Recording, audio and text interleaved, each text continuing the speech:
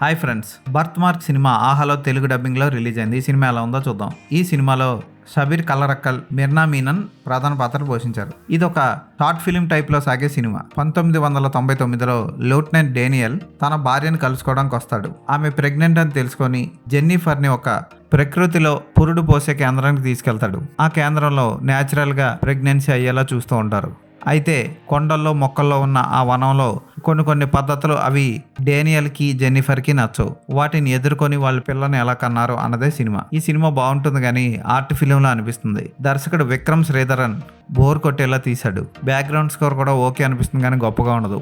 పాటలు ఏం బాగో, మరి టూ మచ్గా అనిపిస్తుంది. మందు కొట్టాడా సిగరెట్ కొట్టాడా అని పనివాడు హీరో మీద పడిపోయి మరి వాసన చూసేయడం కుక్కలాగా, ఇవన్నీ కొంచెం ఓవర్ యాక్షన్స్ టైప్లో ఉంటాయి. హీరోయిన్ కూర్చోబెట్టి చుట్టూరు చెమ్మచక్క అంటూ తిరుగుతూ ఆవిడ కళ్ళు తిరిగి పడిపోయే రేంజ్కి వాళ్ళు తిరగడం చూస్తే ఇదేం ప్రకృతి వైద్యం రా బాబు అనిపిస్తుంది. అలాంటివే ఉంటాయి ఈ సినిమా అంతా.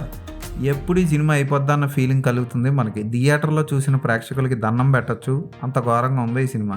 మిర్నా రవి, షబీర్ కలరక్కల్ పర్వాలేదనిపించేలా నటించారు. వాళ్ళకి పెద్దగా నటించడానికి స్కోప్ కూడా లేదు, అలాంటి సీన్లు కూడా లేవు. ఏదో ప్రయోగంగా ఒకసారి చూడాలనుకుంటే ఈ సినిమాని ఒకసారి ట్రై చేయండి. ఈ సినిమాకి నేను ఇచ్చే రేటింగ్ 1.5/5.